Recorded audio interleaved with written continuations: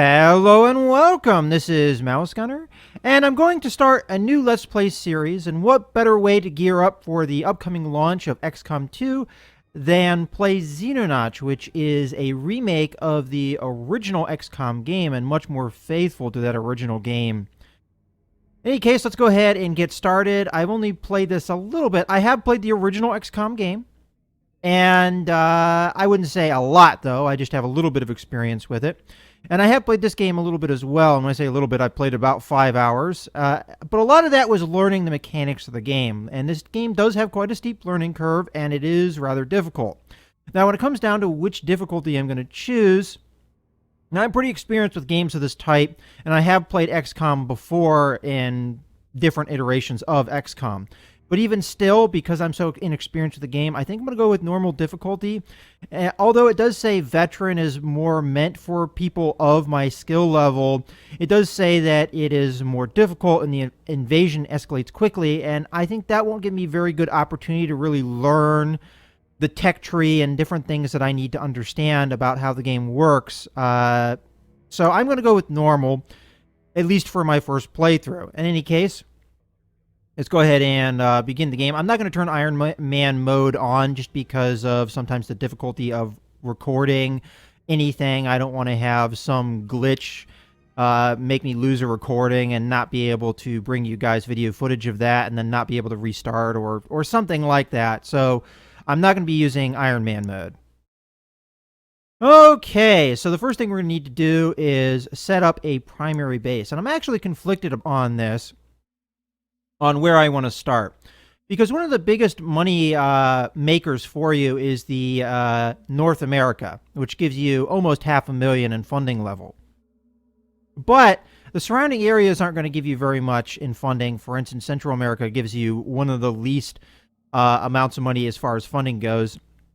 I mean, both of the regions in Africa give you more than Central America. So if I were to put a base in North America, I'd more than likely put it somewhere in Central North America like this, so I could cover North America and Central America. But as I already said, Central America doesn't give you a whole lot in the way of funding. Now, you get some more from South America, but I'm not really going to be able to cover South America very much with a base in North America.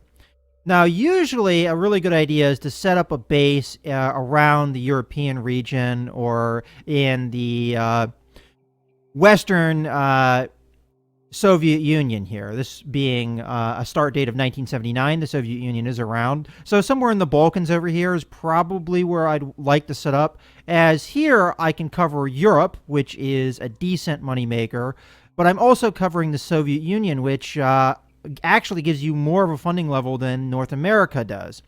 And as well, I'm covering some other regions. Actually, the Middle East looks like it is the least.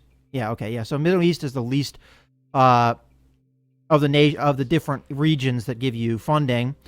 And then you're also getting North Africa in there. So you're covering several regions by placing a base here, which I think is what I'm going to end up doing. So there's my first base, and we'll call it a really original name, X1. Okay. So now that that's set up, we need to start doing some building right away. I like to expand my bases as quickly as I possibly can. And I have $1.5 million funds to do that with. So the first thing I'm going to do is I'm going to build some living quarters. And we need to rotate that around so that we can fit it under here where the other living quarters are. There's no real reason that I'm situating it next to the other living quarters, other than just the overall look of the base. I'm going to get a laboratory right off the bat. And a couple other things that I'm going to want is I'm going to want a garage when we get the vehicle research going. And honestly, that is kind of an expenditure, an early expenditure, but it doesn't really cost that much to build, so I don't see a reason why not. I am also going to build a medical center so that I can heal up any injured troops a little bit quicker. And I'm considering a missile battery. It's not something that's really required early on, though, so maybe it's a good idea to save the money for that. Usually, I think the missile battery you want later in the game, when you have the threat of UFOs actually directly attacking your base, you can use this to shoot down UFOs. If a UFO is close enough that I can fire at it with a missile battery, more than likely I could just intercept it with one of my fighters. So that's not really a required expenditure right now. I think, honestly, that's probably good for my initial building. Now let's set up the research. In the beginning, I'm only going to have one bit of research, but another thing I'm going to want to do, though, is hire as many scientists as I can. And I can only fit 5 more in the laboratory I have, and I can only fit 5 more personnel overall with what living space I have, which is why I upgraded the living space. So go ahead and hire those scientists. It's going to cost me $50,000. I'm not going to get them quite yet, though. It takes a little bit of time before you get any personnel. And I believe that's going to be everything that I can do for the moment. There's a couple little things I can do here and there. I could also build another base immediately. For instance, I was not so sure if I wanted to build a base in North America or not. I could do that now, but because it will take me quite a while to get that up and running, I'm actually going to wait because you get funding per month. I'm probably going to wait until a little bit further in the month to actually do that. So the next thing I'm going to do is I'm going to look at my troops. So these are the troops that I have access to right now. I have 1 sergeant and a number of corporals. I can only take 8 of these soldiers with me, though, in the current transport plane that I have. So if I go to the hangar, actually, we'll go here. I have 2 fighters and I have a transport aircraft or helicopter. So I can only take 8 guys on mission, as I said. So I'm going to have to decide on which of these are the ones that I want the most. Now, one category I really like to look at is the time units here. This is how many action points you have. I like to take guys that have decent action point allotments, but I also have to keep in mind the other stats that we have here. So this person here looks like a good person to assign, as they've got decent action points, but they've also got decent accuracy and decent reflexes. They're not very brave, but they're also not the least brave of troops that I have. And they're not very strong and other things, but I like accuracy and I like the time units. So I'm probably going to end up getting rid of another one of my troops. Now, the problem is the guy that has the least number of action points is one of my more accurate troopers, though. So that's kind of unfortunate how that turned out. But if we evaluate which one's better, I honestly think that I'm going to take Artem over the other Artem. They're both named Artem. That's funny. So I might unassign this guy and take this guy instead. Now, this is my second worst action point allotment, and also very bad accuracy. I don't think I'm going to end up taking Sophia here, at least not for the moment. Otherwise, should I bring Artem back? Because we have a couple of guys that are really bad in accuracy, but they have enough action points that maybe it justifies, but honestly, I think I am going to bring back Artem, and I'm going to take out Lucas DeVries here. These troops can gain experience, and they can gain time units, so I'm not too worried about that. Now, as far as strength goes, unfortunately, I don't have anyone that has 70 strength, and that is actually important for later when we're equipping them. So let's go ahead and jump into the equipment allotments here. So, as far as the troops that I have, I'm going to want to have a couple shield units. And if I go back to my troop allotment, I'm probably going to give the shields to guys that don't have very good accuracy. So these guys are going to be in the front line and kind of take hits for me. And I actually have a couple good candidates for that. My sergeant here, he's pretty brave, and he's got nice reflexes, so they'll be able to give him some Overwatch shots or reaction shots. And because he's brave, he's not going to get suppressed or he's not going to freak out under fire. So that makes him a very good candidate for being a shield. I would say outside of that, of troops that I'm taking, there might actually be an argument for taking Sophia because she's very brave. But I also like to have my shields be able to move, have good action allotment like the sergeant here has, so that they can be up in front and protect the other guys. So because she's so low on that, I don't know about that. Honestly, I'm actually surprised because my test playthrough, I didn't have nearly the kind of accuracy that I'm seeing here, so it was a lot easier to choose who my shields were going to be. Probably my second shield will be Takeshi here. So keeping that in mind, let's go ahead and just go through equipping all the different troops. So this unit here has decent accuracy. Probably my plan is to have 2 shields and maybe only 1 assault trooper. So in the meantime, I'm going to set up anyone that has a decent accuracy to a rifleman for now. And then I'll go back through and re-equip them as I assess the situation. So this person has over 60 accuracy, which is good. And I probably have somebody that is one of my best. I should probably figure out who that is. It's a lot easier to figure this out on this screen. So the best accuracy I have is Katrina here. And I also have another pretty decent accuracy. I think I'm just going to have 1 sniper, though. And it looks like she's already selected as a sniper, so I'm not going to have to worry about that. Okay, with that said, I'm just going to go through. Anyone that has 60 or above is going to become a rifleman. And then I'll go through and reassign anyone else. So this is our sniper. This is our person that has 67 accuracy and could be a good sniper as well, but I think I only really want 1 sniper. At least for now, that's my mindset. So this guy's already set up as a rifleman. We'll keep him as a rifleman. Now, I don't want any heavy weapons for a couple different reasons. The way that the machine gun works is if you have less than 70 strength, it actually will affect your ability to use the weapon effectively, because there is recoil with the heavy weapons. And pretty much you take your strength and you subtract the recoil. The recoil number is 70. So whatever your strength is, you subtract that number, and that's how much the recoil affects you. So if you have 70 or above, the recoil is not going to affect you. Unfortunately, none of my troops have 70 or above, so it wouldn't really be wise to take any of the heavy weapons at the moment. And honestly, I don't like how immobile the heavy weapons are. So for now, I think I'm just going to set this guy up as a rifleman, although there could be argument for setting him up as something else.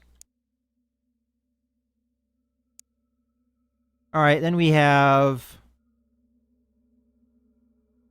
our other potential shield here.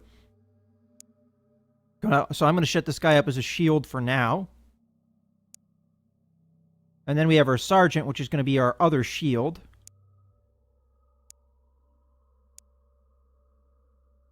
He's being overburdened. He's not very strong, which is kind of a problem. We'll deal with that a little bit later, though. And he has over 60 accuracy, so we'll keep him as a rifleman as well. See, strength is a real problem for my unit of guys. They're not very strong, which is meaning that they can't carry a whole lot of gear. All right, so I think we've wrapped around. So I want at least 1 assault trooper. And I want this person to probably have decent action units as well. So of all the different riflemen I have, which one is one of the quicker ones? Probably Alex here is pretty quick here. So I'm going to assign them as an assault. So going through, we find Alex, which is here, and we'll make that person an assault, which is equipping them with a shotgun, which is very good for close range. So the ideal here is the shields are going to move forward, and they're going to protect my other troopers, take whatever hits happen. And they will work in unison with the assault trooper to clear out rooms and, more specifically, UFOs. At least that's going to be my setup for now. Everyone else is going to be a rifleman and or a sniper. And I think I'm pretty happy with that. So what I'm going to do is now I'm just going to go through, starting with white here. And I'm just going to equip them with as much as they can carry without being burdened. So ammunition-wise and grenades. I kind of like flashbangs more than normal grenades, as I don't really want to be blowing up too much, as you lose the alien artifacts if you do that. Then we'll be moving on to Katrina here, who is mostly just going to be used for long-range sniping, so we don't really need a frag grenade, as she does need to reduce her weight a little bit. And I'm actually going to get rid of the flashbang as well, and I'm going to give her another magazine. There we go. And this is where the strength of my troops are kind of being a liability, as I'm having to actually scale back some of the equipment. So, my assault trooper... Actually, this wasn't supposed to be an assault trooper. I must have forgotten to make him a rifleman. There we go. He can carry quite a bit more, so we'll give him another magazine and probably a couple grenades. Now, the other equipment that I can carry, obviously I can have a first aid kit. I can have C4, which I've already discussed. I'm not really looking to blow anything up at the moment. I can carry, as far as weapons-wise, I can carry a rocket launcher or a heavy weapon. And these are, machine gun. And these both count as the heavy weapons. And they both have that same recoil effect. And then we have rifles, sniper rifles, shotguns, and pistols. Now, the shield guys have to carry a pistol. They don't really have a choice because the shield's taking up one hand. And then the other hand can be free to hold a pistol. So the rifles here, they take up two hands, as do the shotgun and the sniper rifles. So you can't have a rifle out and a shield out at the same time. Makes perfect sense. Alright, so this guy can carry quite a bit more. So why not? Give him another smoke grenade and another flashbang. And if you can carry yet more, I'll give him even another magazine, maybe.